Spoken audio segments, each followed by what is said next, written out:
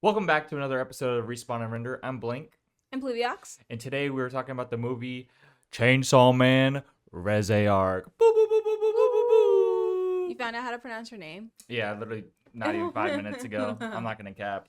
I told you it was Reze. You were like, it's Reze. Well, I thought it was Reese or I was something. like, it's Reze. I'm like, no, it's Reze. But anyway, sorry for our little hiatus. We're working on things. Anyway, We've been busy. listen, let's just We jump. celebrated our anniversary. Celebrate our anniversary. Hope everyone had a good Halloween, by the way. It's getting dark a lot faster, so. Yeah, it's getting pretty dark. But anyway, let's just jump right into it, okay? All right, let's just get straight in. I'll just say this right now. It lives up to the hype. If you were expecting, also, I do have a question.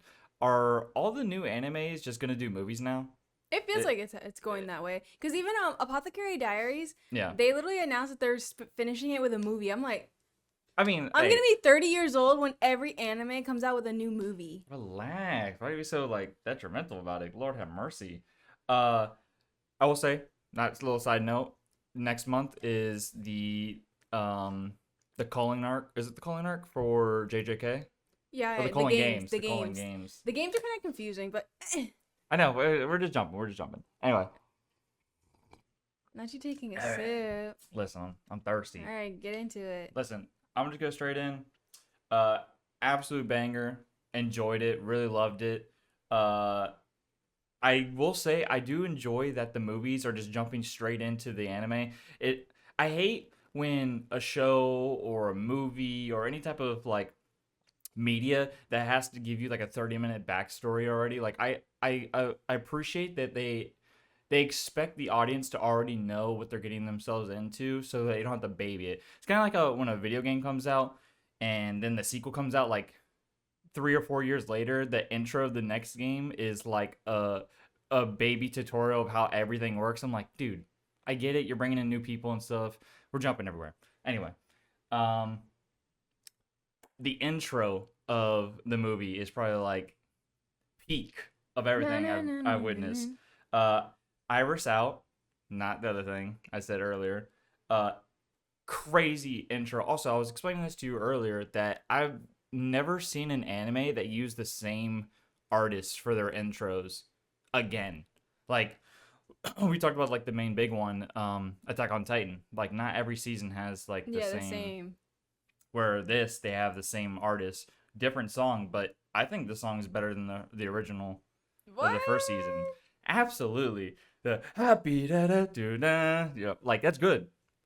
I do like this one. But Iris out, so much better. So much better. Loved all the characters they introduced. I will say though, I kind of wish Boom. Huh? Boom devil. Yeah, the Boom Devil. I really enjoyed, and I wish they had more time of the gas mask dude. The plague doctor? Yeah, the plague doctor. He shows up later though. I know, but I listen. I love plague masks and stuff, so I really wanted to see that. Beam was cool. Beam was super really cute. loved Beam. I like the animation style difference in the beginning. Yeah. Where it shows Denji's dream and it looks just like the manga. Yeah, it's like I don't know how to explain it. Like it's like weird. It was like 2D but 3D as well. Yeah, like stylization. Yes. It was very eerie. Yes. We go straight in after the intro, the little dance and everything. Or no, the doors before the intro, isn't it?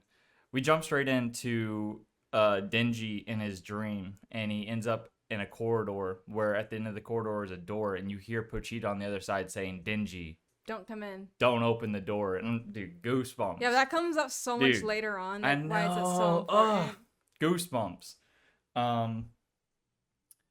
Lots of symbolism in this movie. Yeah. Very not only with we'll get into that in a second. You jumping around a lot. No, listen, it's been 4 weeks. Didn't you make a list? I know, but we lost our flow. Okay. Help me. I'm trying. No, but every time I try, like you keep saying, "Let's jump in." I'll be okay, jump in, and then you're like, "Actually." All right. My bad. Here, why don't you take it off a little bit? I don't know. You don't know either. All right. Oh. Why don't we just go for our rating? Then we can just talk about everything. I told you to do the rating. All right. What rating on 3? 3, 2, 1. 8. 8 out of 10. Yeah. Oh, yeah. I think it's pretty good. Do you think it's better than Demon Slayer? Absolutely not. I think Demon Slayer is way better. Which one? Okay, so I think just animation wise, way better as Oh well. yeah, the animation is so much better. I will say that I like Demon Slayer a lot because it's like it has a lot of different layers, but it's Yeah. not always serious and Yeah. it's like can be fun. Mm. Gyo-san! Yeah. It's like super cute, but like you grow with the characters and you also know what you're getting into. Mm. I feel like with Chainsaw Man, the story's a lot more like deeper because it's also for a way more mature audience. So there's a lot of things that you're gonna like have to go back on and see and don't realize that they're putting in there. Whereas Demon Slayer, it's meant for a more like general audience. Yeah, I will admit. Listen, as much as I love Demon Slayer more, at least for now, because I don't know anything about Chainsaw Man per se. I will say for story wise, yes, without a doubt, Chainsaw Man does have a deeper plot. Mm-hmm. But does deeper plot mean better story though? We'll find out. We'll find out. We'll find out. I don't know much. You don't even know how Demon Slayer ends. Listen, hey, don't crucify me, okay? But I don't know any of the ends. But so that's just my current take right now. Did you cry at all during Chainsaw Man? No. Oh, okay. Did you?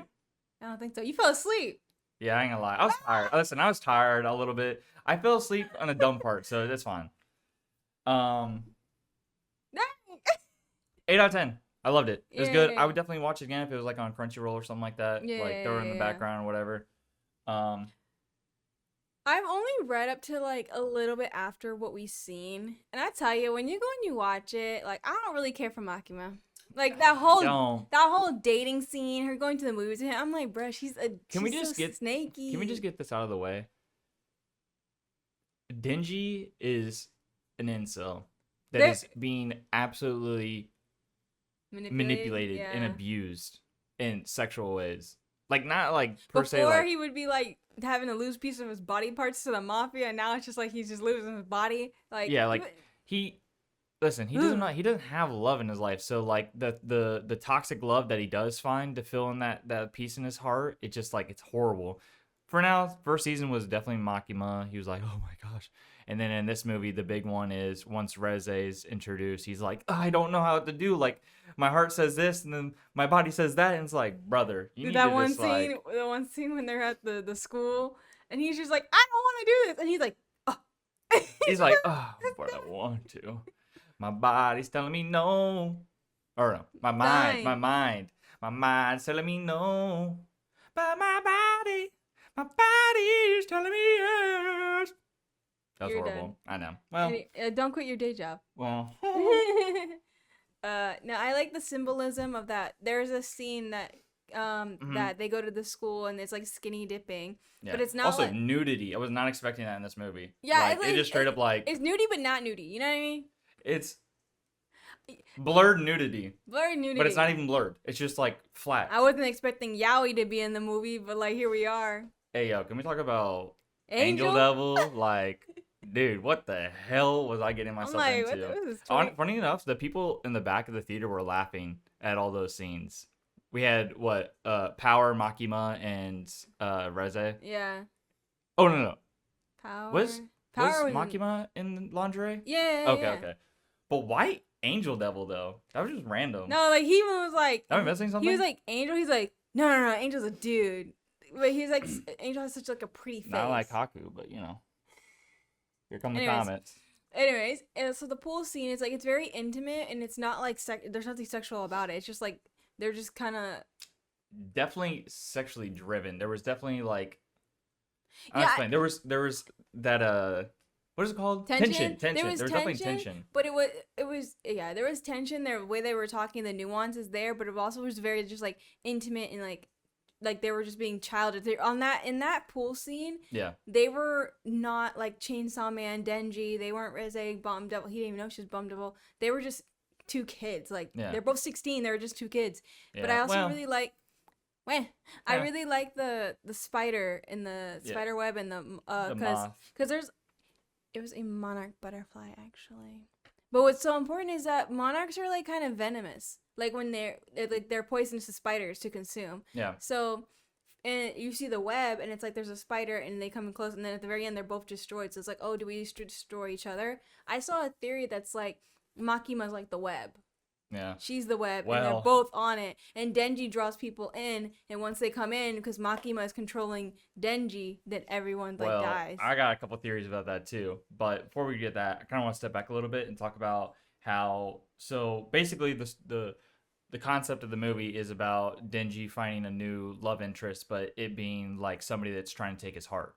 Like literally, not like metaphorically, like literally take his heart, which I still don't understand why they're still trying to take his heart. I get like his Pochita, like they're kind of like one, kind of like Venom, something like that. I don't know, but so basically they find each other, they start hanging out, whatever, and then they go on a date towards like the school and the pool and stuff. But there's a typhoon devil that shows up that tries killing Reze. At first we're like, oh my gosh, like what the hell is going on? And then we find out like Reze kicks the shit out of Typhoon Devil, and Typhoon Devil's like, yo, I didn't mean, I didn't know like you were going after him first, and he kind of like submitted. So like I don't know if the hierarchy is like the Bomb Devil is kind of like at the top or whatever of. They're from Russia. They're because they talk about like the story of like all the kids are in the bunker or whatever, something like, or like below the store or something along those lines. But that scene happens. We see the spider and the monarch butterfly, and then at the end we know that they're both basically. So they want Denji's heart because it's one thing I like that they get into it. I'm not saying I won't recap, but if you're not up to date or like even remotely remember the first seasons of the manga, and then you watch something like 5 years later, you're like, what's going? That's why I don't like that they're doing movies. I like it, but I don't like it because like, oh, it's gonna come out in 2029. I'm gonna forget like 20 different things. Yo, I don't know why I just thought about this. So after everything goes down and stuff, and they go see the fireworks, she immediately tries ripping. Oh no, they kiss, and he rips his tongue out. Bro, that had me like geeking. I was wide awake. I was like, nasty. Huh? Yo, but the fact that she blew up those doodles on the highway. Oh, absolutely. She's just like, boom.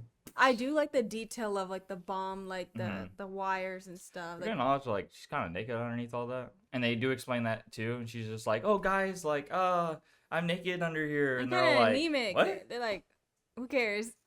It's so weird. But they want it because Denji's like Pochita, his chainsaw devil makes him unique because one, he's like immortal. You'll see him like literally get decapitated and stuff, but as long as he's like his body is still attached to Pochita, he can come back. Yeah, true. And he just needs blood. Yeah, and he's like has like unique abilities to like erase devils like completely from existence. Like anyone could just destroy their enemy like that. Also, one of the symbolisms that I'll address now, and then when we get later into it, I'll explain that one. But in the beginning, when they're at the Reze's part-time job or whatever, she asks, "Oh, if you had a choice between a country rat or a rural rat, like, or city rat versus a rural rat." Mouse. That was throughout the whole movie. Like they kept on talking about that, and I don't want to go straight to the end because like that's important, but I liked how they talked about that in the beginning. Because even Angel and Aki talked about it. Yeah, and there's an important reason why I want to talk about that towards the end, but to get to my theory of what's going on and such. So we get to the part where they're after the Bomb Devil, and the Bomb Devil is basically chasing all them. They go back to the headquarters, and she just shows up and just blows everybody up. Aki, Beam, Angel, and who else is in the car? Is that it? Is Denji. Oh, I mean, of course, Denji. There's just 4 of them. Okay, just 4 of them. They go to the inner city. And Power wasn't there. No. Well, that's the thing I hated because like Power was taken away from Makima in the beginning because she needed to like release a lot of blood because I guess too much blood makes her too. She's not able to be controlled. Yeah. Kind of sucks, but it's fine. Like, whatever. Let's see. Typhoon, Denji, Furta, Beam. I have one complaint about this movie though. The animation's way too fast. Especially when we get to the Typhoon versus Denji and Beam scenes. I don't even know what I was watching. Like, I was watching, like... I don't even know how to explain it. Didn't you have the same sentiment? I feel like I was having, like... a seizure? Yeah. I didn't know what was going on. I'm literally, like... I had to like close my eyes a couple and then times. there's like hidden. So like, you know, in Arcane, like there's like hidden frames, and you can catch them. Maybe not on the first time, but the second time. In Chainsaw Man, there are hidden frames like Puchita showing up in like the fumes of smoke. Oh, I saw that online. Yeah, that was so cool. How am I see that? It's like this. I know, it was like so fast. It was like, so fast. Like I love the animators. Like y'all ate down. Don't get me wrong, but like I was like, dang. Yeah, no, I agree. Absolutely. I will say though, I did love seeing that when they're fighting the Typhoon Devil, Denji finally gets his kind of like first upgrade ish. Yeah. He learns how to use chains. Yes, he doesn't use them in like the necessary way that we want him to. He uses it as like a horse guard or whatever, mouth like, guard. This is not, dude. But let's move. While they're in that fight, we see before that we see Aki and Angel. They never ever think they're gonna be friends or partners. Aki hates working with devils, and Angel doesn't even want to be there. But they're being controlled and have to be there.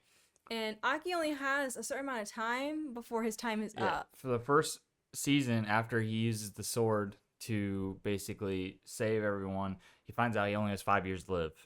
Like, it took basically all of his life until 5-ish years. But do you want to explain it, or do you want me to explain it?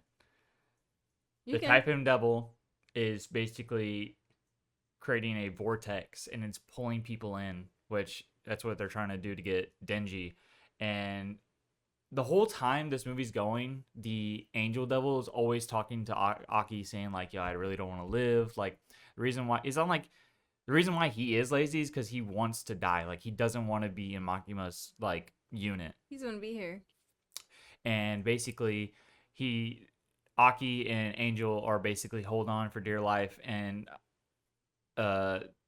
Angel Devil is basically losing grip, and I don't know if he let go purposefully or if he's just like, I'm holding you back. Yeah, and he let go. He let go, and Aki reaches out and grabs him. And because of like the way that he uses lives and lifespans to make weapons, like it costs him 2 months off of his lifespan. No, it does. I looked it up. He has 2 months to live. No, I looked it up. Are you sure? Yep. Hold on. He had 2 years. Touching his hand cost him 2 months off that, and he needs a full 2 years to complete his mission. So him losing time like that, he just thinks about, I'm losing time with power, I'm losing time with Denji. Hold on. How much life? Yeah. After touching Angel's hand, how much time does Aki have? He loses 2 months. After touching. Now don't spoil yourself over there. Devil. No. I'm curious because he said to him, how much was that? Yeah, after Angel Devil touched him, Aki approximately has 2 months left of life left. No, this says when Aki briefly touched Angel Devil's hand, he lost 2 months of his lifespan. I'm reading it right here. It says after Angel Devil touches him, Aki has approximately 2 months of life left, reducing his total 2 years left by the Cursed Devil. He had 2 years left. Because of touching Aki, he only has 2 months left.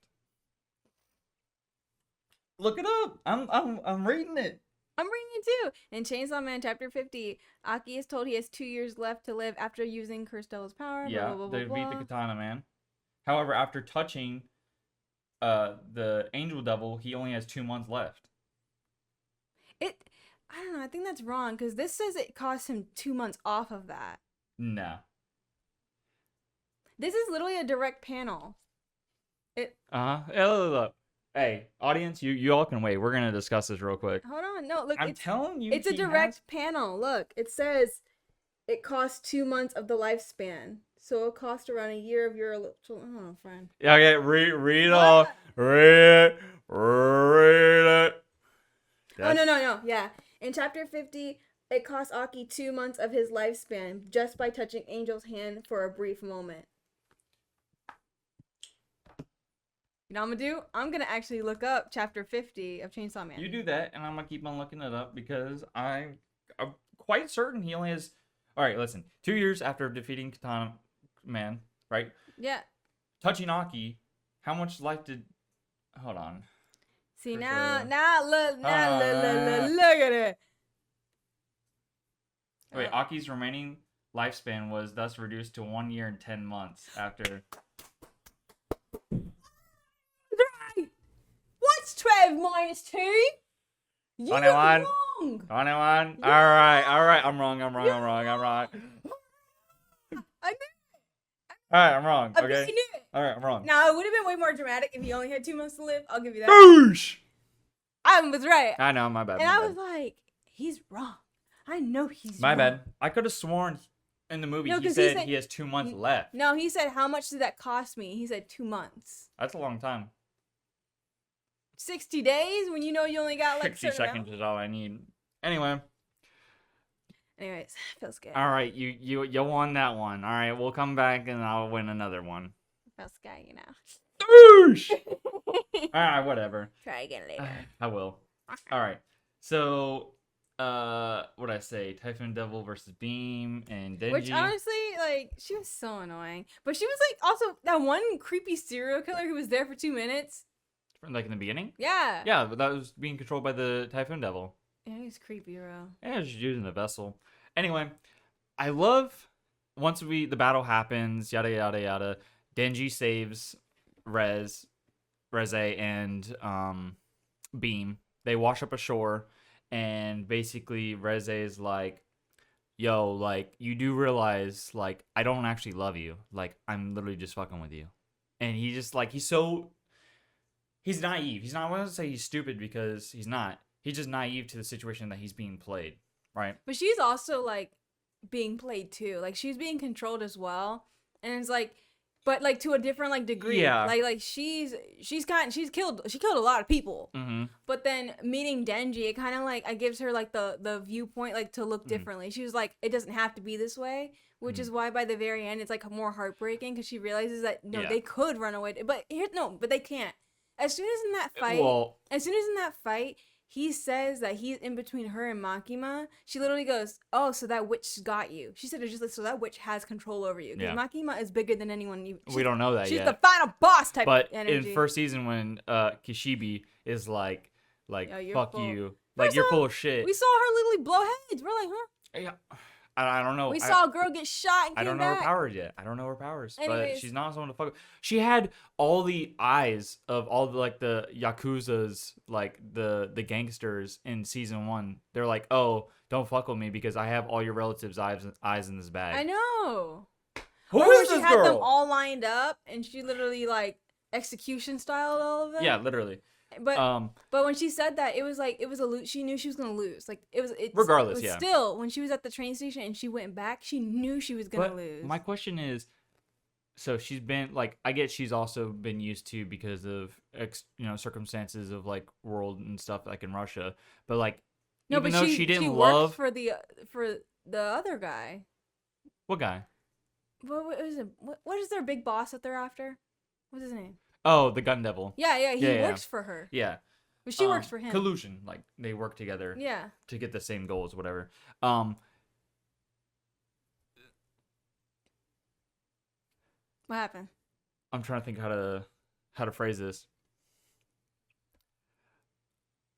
In the end, when, even though she literally told Denji, hey, like, you do realize I don't love you. Like, I was literally just using you because you're an idiot. Basically, she's trying to say, at the end, she still tried showing back up at the cafe to meet Denji again.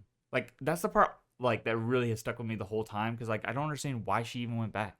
Like, maybe she felt something once in her life. I don't know. That's what I'm trying to say. Like, it wasn't, like, it's like when someone actually feels something, and they're like, oh, I don't like you anyways, get out of my face, but they actually deeply do. I think, and she said it too, like, we pay attention to what she says. From the moment she met Denji, she was going in for a mission. She was like, I'm coming after your heart. I'm going to collect it for, like, my boss. I have to. But then when she met him and genuinely connected with him, literally in that pool scene, it was like, it was pre-foreshadowing, like, with the spider web and everything. Yeah. Like, she actually met him. She was like, wow, we're not so different. Even when she's like, I never went to school either. Like, that's not, it's not about, I feel like it's not about, like, them actually physically going to school. Well, I think part of it was that she was trying to, like, fake relate, but I think at the end, she realized, like, oh, God, we're, like, literally the same, like, two sides of a coin. Yes. Like, same person. That's what I'm saying. Yeah, I'm just reiterating what you're saying. Yeah. Damn. Oh, dismiss. Anyway, at the very end, she tries walking to the place, whatever, and then you see a bunch of rats come out of nowhere, and basically Makima forms from the middle of it, and she basically talks about, oh, what is the difference between the two rats? And then it makes you go full circle, like, how the fuck did she know about that conversation? Which relates to back what you were talking about, how like she literally, how the hell does she know that all these conversations were happening? And then, like you said, with the symbolism of like, she already knew that Denji was gonna go to that school with him, which is like eerie.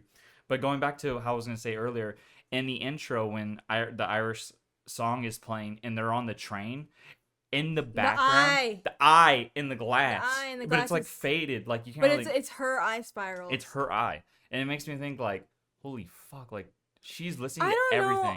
I don't want to spoil this because I don't know if this was in the manga or if we've seen it before. There's a scene where, you know, the man who looks like Matt Mickelson. Yeah, Kishibe. That's not shown yet. That's not shown when he's like on the sticky note. Yeah. Oh, okay, never mind. Cut the raps, y'all. No, cut the raps. Cut the raps. I want to talk about that, but I don't think we should talk about that yet. Okay, because like he sees through it, but he knows that I'm telling you, she's like the puppets here. Like people know that we don't know how far it is. They don't know how, like we don't know, but they know. Like she's like insane. So it's like, yes, she's evil. Yes, I work for her. Yes, I don't want to work for her, but it's like it's either that or I die. Well, Kishibe knows that she definitely has ulterior motives, but for the meantime, as long as she's doing what she can to defeat the devils, then he kind of like he doesn't really have a choice. He's like, well, it's like lesser of two. Yeah, I guess like shit or shit with sprinkles on top. Like, your options are pretty slim. But the moment we find out that she knew that conversation makes me think like, holy fuck, like she already knew all this was going down and she didn't care. Set up from the get-go. I mean, that's literally what she said as soon as like she knew like Makima was involved. And what makes me upset is in the end, Makima doesn't kill Reze. It's the Angel Devil. Yeah, she's an angel. Like it goes full circle of Angel Devil being like, I hate being used, like I don't want to live anymore. And then you see literally Angel Devil using his powers, which the golden beams, talking to a mouse on the roof. Yeah. Being like, you got it easy, mouse. Like, you must be nice.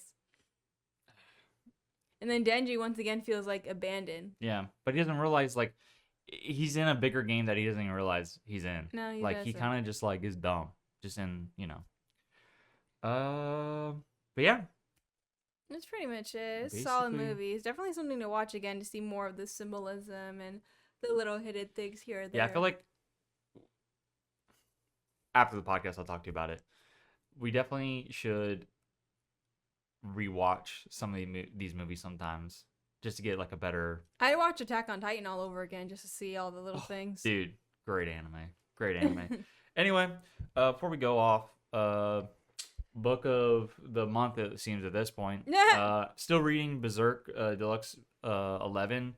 A little more than halfway now. Dude, this book I've seen things every time I open these books, I like see something new. And it's kind of old now, so I can talk about it. But like one of the big bad people against Guts, they work together, and I think you saw it on my Instagram, maybe. Oh yeah. I don't understand though when you post it, but I see it. Okay, so imagine this whole time you're fighting a guy that doesn't lose, and you're literally like, he's your arch nemesis. He's like second below Griffith, right? And you're battling somebody, and then you'll both realize that there's a bigger enemy. So for the meantime, they're both like, yo, we have to work together to kill this dude, and they work together. It blew my mind. I was like, Zod and Guts working together, like that image is grained in my mind now. I just saw that trope actually, where people are like, when it's you and your enemy and you have to come together to face a common enemy. It's like when Zuko and Aang join together to go against the Ozai. It's like, it's such a powerful trope. I think my favorite, we're gonna go off a tangent. My favorite enemies to like friends ish is Goku and Frieza working together during the Tournament of Power. Because you can imagine. So just to like quickly summarize it, basically it's Android 16 Android 17, Goku, Frieza versus Jiren, and both Goku and Frieza are basically they're cooked. They're like, we cannot defeat this dude by ourselves. So they're tag teaming Jiren, fighting each other. Could you imagine? Frieza killed your parents, everybody you love, your whole planet, and then comes and kills Krillin and everybody you love, and then y'all have to work together. That'd like be like working with the devil himself. What? Anyway, that's my little tangent. I am reading Gothy. Ah, I like Gothy mommies. Like it's fine. I'm reading Gotham City Twins, Sirens. Basil, twins. And it's called Unfit for Orbit. I haven't started it yet. I actually just collected almost all of them in the run. There's a couple more issues I think coming out on Wednesday, and then the following Wednesday because there's new releases on Wednesday. But it's essentially that there's a new space themed club, and Harley, Poison Ivy, and Catwoman all like team up to go rob it. And I just love anything with the sirens. It doesn't matter if it's this run or different run. I just love all three of them. Girls. I love all the girlies, and I like it. And I'm just stop. I love them. And it's so funny because it's like people don't really realize that Catwoman is low-key a villain, but she's not like a bad villain. You know what I mean? They're all villains. What are you talking about? No, but like some of them are real bad, like real bad. Like, come on. Like, yeah, not fair enough. But like, cause like it's like cause you see like Lois and Superman together, and like, oh, that makes sense. And then when you see, oh God, bless you. Continue. Sorry. I was waiting for you to finish. My bad. Then when you see like Bruce is going through like you know, whenever a girl goes like, oh, that's a bad guy, but I can't, but I want to. He's like that with Catwoman, cause like Superman's always like, yo, why are you with her? She's a thief. You should arrest her. He's like, I can't. She's got a hold on me. I learned how to shoot. I learned how to fight. Anyways, but yeah, I'm just more so a DC fan than anything. So of course I'm excited, and I love space. So both my worlds are colliding right here. Yeah. Yeah, that's pretty much it. Ready? I'm skin. All right, we'll just end off there. Thank you guys for watching. If you like these episodes, feel free to like and subscribe. Comment down below what you're reading or how you thought about the movie. And you will definitely be seeing us next week because we're going to be more consistent. Anyway, take care, y'all. Bye.